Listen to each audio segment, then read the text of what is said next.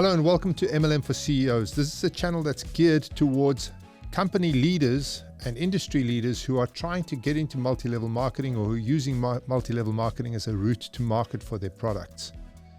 Today, I'm going to carry on with a series that I've been doing on compensation plans. I've already done all of the structure side of the comp plan. And what I'm going to be dealing with in this next section is the commission elements and how the commission hangs together and how you reward people. So let's dive straight in. First of all, it's a quick recap. When you are choosing your compensation plan, it all starts with structure. So in order to have a proper compensation plan for your business, you need to have the correct structure for your business. So what I suggest you do is watch the structure videos that I've done. I'll make sure there's a link in the bottom of this video for you to go back and take a look at those and then decide on what structure you want within your business. Once you've chosen the structure, and that structure is based on your business, you can then choose the compensation plan elements that are also based on what you're trying to do, the outcomes, your business, your product, the information you're trying to drive in your company. So structure, then commission elements, and then we worry about things like status and rank and all of that kind of thing. Now, the one big mistake that people make is they've either come from another company or they've seen another company and somebody's told them how awesome that company's compensation plan is, and they then go out and copy the compensation plan. Now, that is a huge mistake, and I'll tell you why. We've had companies come to us complaining bitterly about having chosen a really bad plan and it's not driving the correct behaviors, etc. And in the same week, somebody comes to us and tells us they want to copy that company's plan. Now, if you're not designing your plan from the ground up, the chances of you getting somebody else's mistakes are high. You need to think through your plan, think through what you're trying to achieve, and make sure that your plan drives all of those behaviors. Don't just go out there and copy somebody else's compensation plan. Then, commission is actually a collection of elements. Each element is specifically designed with a purpose in mind. So the whole idea of your commission elements is that what you want to do is you want to drive behavior.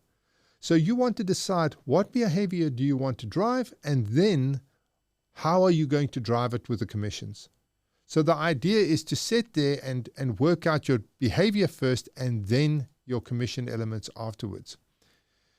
Each one will drive a specific behavior for you. In other words, if you're wanting to drive retail, you want people to sell the product, you have to have specific retail commissions. And we'll talk about that in the next section. If you want people to sell a lot of product, you have to structure your commissions in such a way that the more product they sell, the more money they earn, etc. Now, commission is only 20% of the story.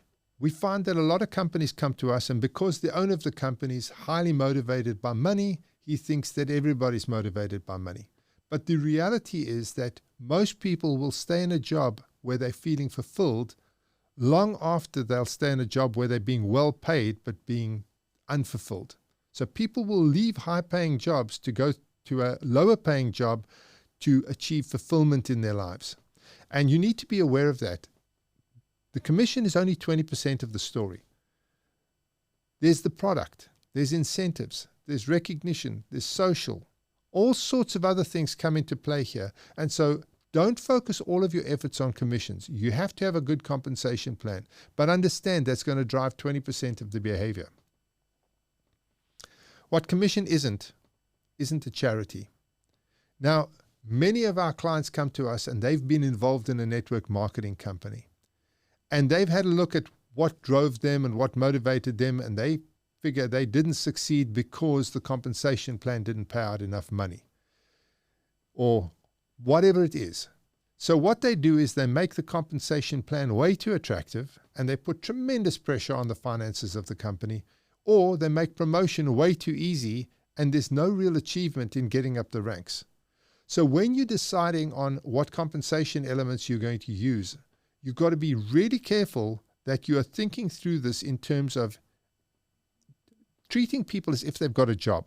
In other words, if I came to work for you and you expected me to do certain tasks within your business, you would give me a compensation package that encouraged me to do those jobs properly. If I was a salesperson for you, you would give me an incentive package that would allow me to earn more money if I sold more products, etc. So you need to view this from a company point of view, not from a networker point of view. You need to say to yourself, listen, I want to make an attractive compensation plan, but it needs to be within the bounds of reality and it needs to drive the behavior I'm looking to drive.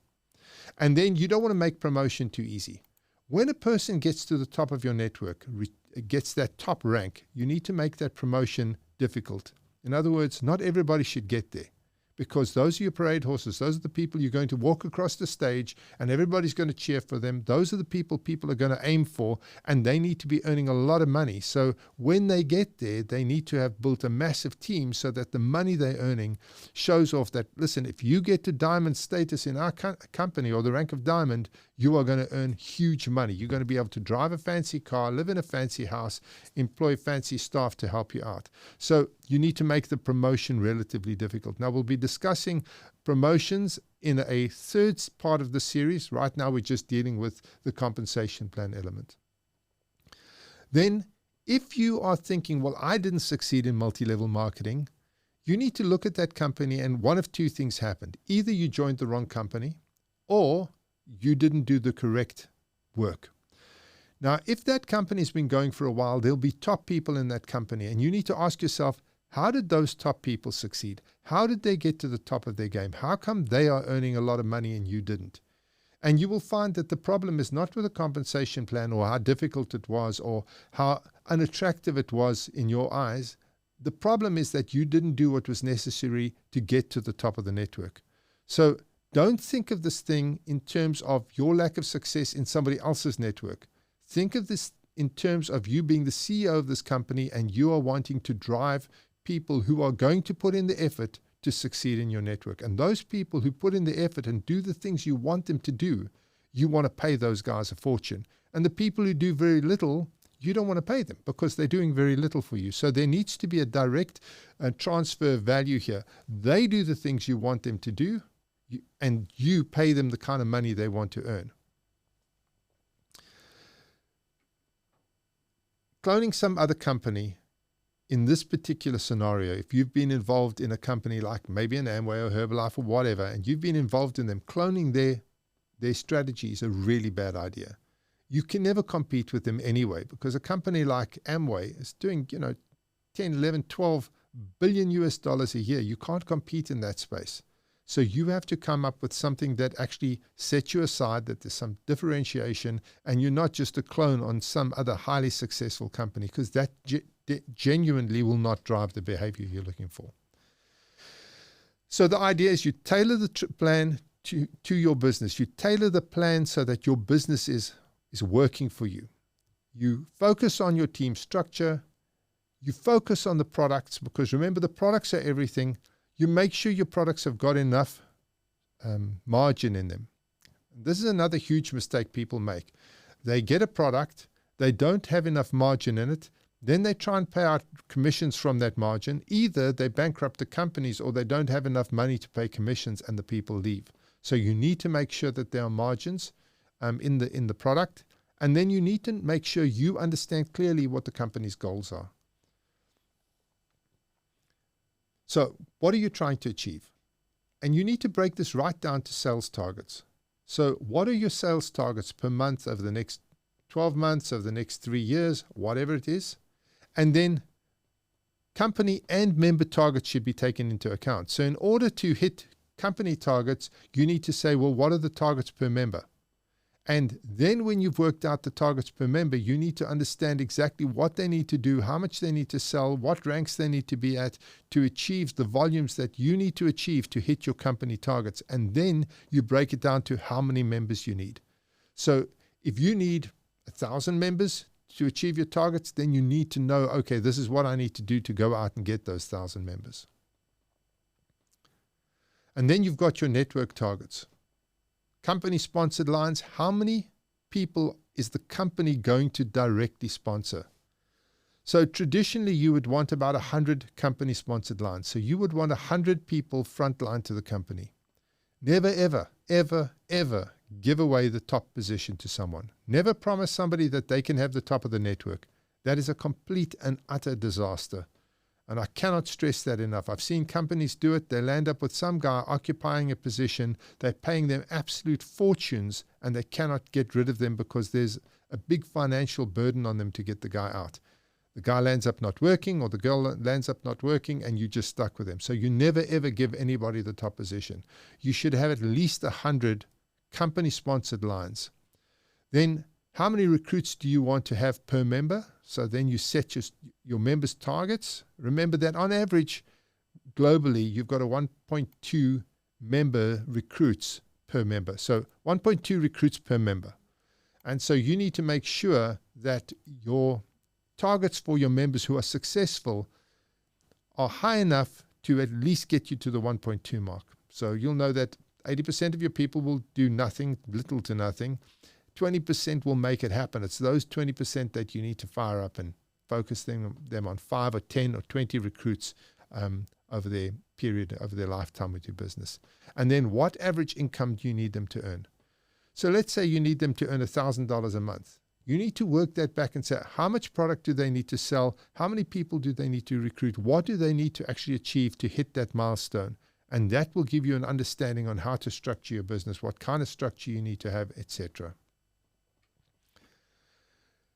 Now, work through the compensation elements, and that's what we're going to do with this next section. So this next part of the series, we're going to be working through exactly how those compensation elements work and how you put them into your plan. And remember, you can have any selection of compensation elements. You can have multiple different types of networks and structures.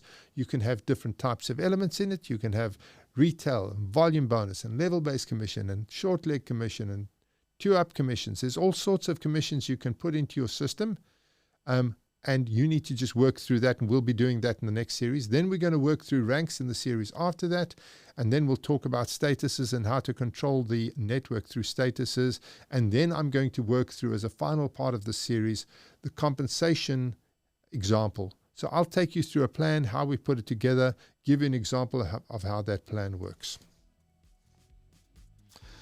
So thank you for joining me on that first segment. In a few days' time, I'll be releasing the next, or dropping the next one on the web, and you can take a look at that. I'll let you know. Thanks. Cheers.